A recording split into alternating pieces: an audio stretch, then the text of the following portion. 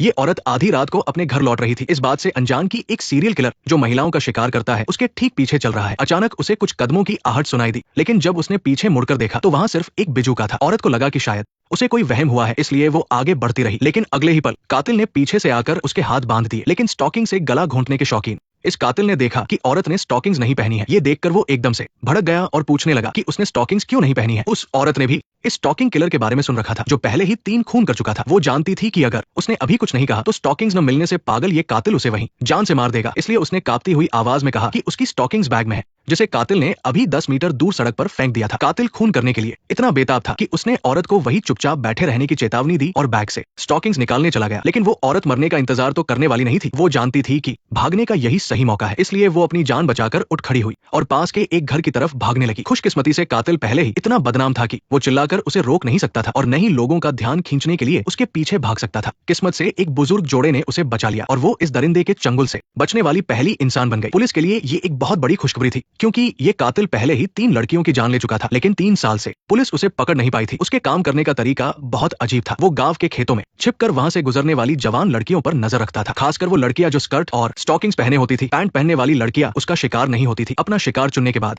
वो चुपके से उनका पीछा करता था। अगर लड़की को कुछ शक होता तो वो खेत में लगे बिजूका का नाटक करने लगता था। आखिर में वो उन मासूम लड़कियों को सुनसान खेत में घसीट ले जाता, उनके साथ ज्यादती करता और फिर उनकी स्टॉकिंग से उनका गला घोंट देता। और वो पागल बड़ी बेदर्दी से उन्हें तड़प तड़प कर मरते हुए देखता था। और ऐसा खूंखार सीरियल किलर असल में साउथ कोरिया की एक सच्ची घटना पर आधारित है। इस कातिल ने 3 साल पहले लगातार 3 औरतों को मार डाला था, लेकिन पुलिस कभी भी इस केस को सुलझाकर उसे पकड़ नहीं पाई और अब 3 साल बाद वो वापस आ गया था। शायद प्रैक्टिस छूट जाने की वजह से ये चौथी लड़की किस्मत से बच निकली। लेकिन अजीब बात ये थी कि उस औरत ने पुलिस से केस वापस लेने की गुजारिश की। केस की जांच कर रहे इंस्पेक्टर डेविड इतनी आसानी से कैसे हार मान सकते थे। वो तुरंत पूछताछ के लिए उस औरत के घर पहुंच गए। औरत ने डरे हुए अंदाज में कहा कि वो उस रात की घटना को दोबारा याद नहीं करना चाहती, क्योंकि वो पहले ही गहरे सदमे में थी। लेकिन जब उसने डेविड से सुना कि वो कातिल पहले ही 3 लड़कियों की जान ले चुका है, तब उसका ज़मीर जागा और उसने डेविड को उस रात की सारी बातें बता दी। लेकिन इसके बावजूद वो अंधेरे में कातिल का चेहरा नहीं देख पाई थी, इसलिए एक बार फिर सुराग हाथ से निकल गया। लेकिन सीरियल किलर की वापसी की खबर से पूरे शहर में बवाल मच गया था। मीडिया के दबाव में आकर इस केस के सीनियर ऑफिसर ने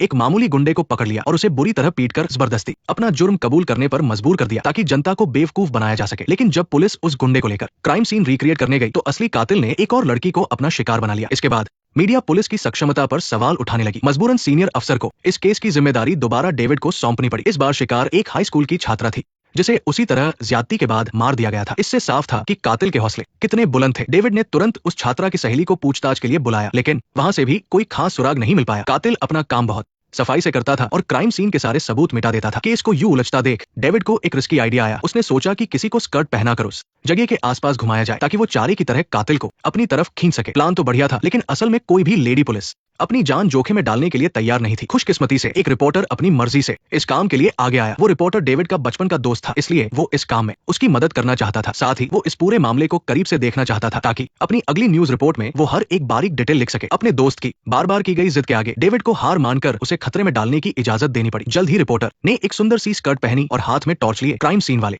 खेत के पास टहलने लगा। डेविड पास ही अंधेरे में छिपकर उस पर नजर रख रहा था, लेकिन उन्हें ये नहीं पता था कि उसी वक्त कातिल ने एक दूसरी औरत को बांध रखा था और उसे मारने ही वाला था। लेकिन हाल ही में उस इलाके की औरतों ने कातिल के बारे में सुन लिया था, इसलिए उन्होंने डर के मारे स्कर्ट पहनना छोड़ दिया था। मजबूरन कातिल को इस बार एक पैंट पहनने वाली औरत को अगवा करना पड़ा। इसलिए जब स्कर्ट पहने हुए रिपोर्टर कातिल के सामने से गुजरा तो उसने बिना सोचे समझे अपना निशाना बदल लिया। वो उस बंदी हुई औरत को वहीं छोड़कर चुपके से रिपोर्टर के पीछे चल दिया। उसके जाते ही पैंट पहने उस औरत ने खुद को आजाद करने की कोशिश शुरू कर दी, लेकिन कातिल ने उसे इतनी जोर से बांधा था कि पसीने से तरबतर होने के बाद भी वो खुल नहीं पाई। जब उसे लगा कि अब वो ऐसे ही खेत में तड़प तड़प कर मर जाएगी, तभी अचानक वहां एक कुत्ता आ गया और उस पर जोर जोर से भौंकने लगा। ये आवाज सुनकर डेविड तुरंत वहां पहुंचा, लेकिन जब उसने उस औरत को देखा तो उसे एहसास हुआ कि वो उसका दोस्त नहीं है। डेविड अब समझ चुका था कि कुछ बहुत बुरा हुआ है। शायद रिपोर्टर इस औरत की जगह कातिल का अगला शिकार बनने वाला था। उसने फटाफट उस औरत को अपने साथियों को सौंपा और रिपोर्टर की तलाश में निकल पड़ा। लेकिन तब तक बहुत देर हो चुकी थी। रिपोर्टर को अपने पीछे किसी के कदमों की आहट सुनाई दे रही थी, लेकिन जब उसने पीछे मुड़कर देखा तो खेत में सिर्फ एक डरावना बिजूका खड़ा था। ये समझते ही कि ये भेष बदले हुए कातिल है, रिपोर्टर ने टॉर्च फेंकी और मक्के के खेत में घुस गया। कातिल भी तेजी से उसके पीछे भागा, लेकिन कुछ दूर भागने के बाद रिपोर्टर रुक गया।